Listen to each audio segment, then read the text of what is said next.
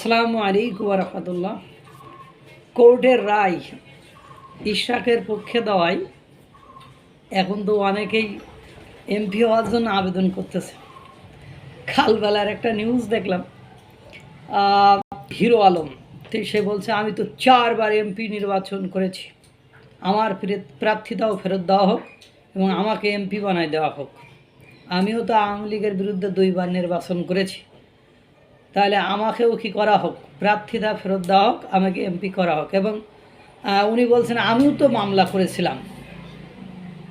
বুঝলেন, মানে কথা হলো রায় দেওয়ার আগে হয়তো বা হিরো আলমের কথা মনে ছিল না যে হিরো আলমের মতো মানুষও নির্বাচনে দাঁড়িয়েছিল। ইশরাক হুসাইন, ইঞ্জিনিয়ার ইশরাক হুসাইন যদি ঢাকা দক্ষিণ সিটি কর্পোরেশনের মেয়র হয়ে থাকে বা মেয়র হয়ে যায়, তাহলে হিরো আলমের অসুবিধাটা কোথায়? হিরো আলম তখন খুবই ফেটে পড়ছে। সেই কালবেলা নিউজে একটা দেখলাম, কালবেলা নিউজেই ছাড়ছে, আমি একটুখানি আগেই দেখলাম।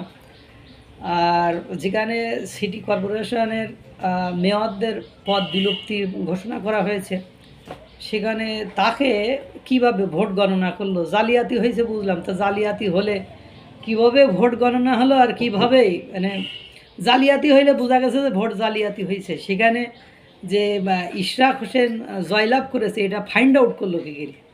কোর্ট এটা ফাইন্ড আউট করলো কী করি? এটাও একটা ব্যাপার স্যাপার। কিন্তু আমার কাছে আসলেই কিন্তু বাংলাদেশের বিচার ব্যবস্থা বা কোর্ট একটা স্বাধীন বিচার ব্যবস্থা বলা হয়, কিন্তু স্বাধীনতাটা কোথায় আপনি বুঝতে পারতেছে না।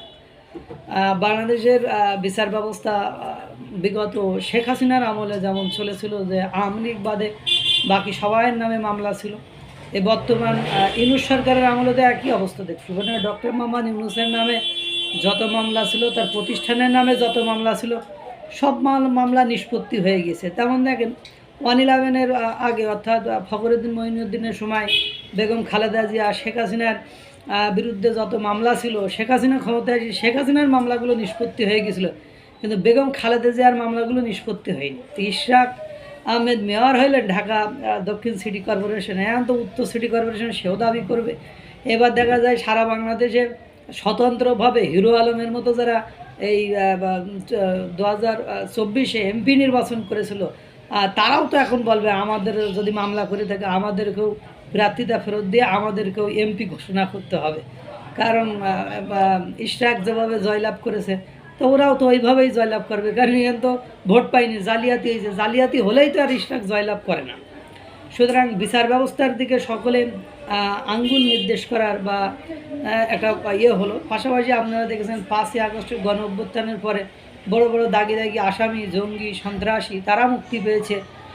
তারপরে বড় বড় যে মামলাগুলো ছিল, দৃশ্যত যে হামলা মামলাগুলো ছিল, সেই মামলাগুলো থেকেও ফাঁসির আসামি পর্যন্ত মুক্তি পেয়ে গিয়েছে।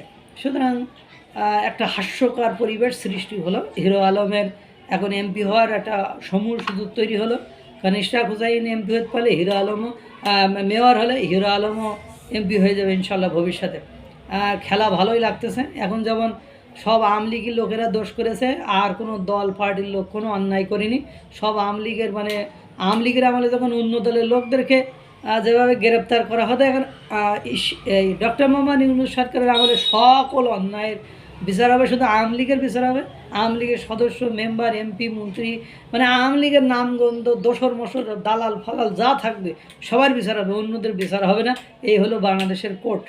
That's going on in our country.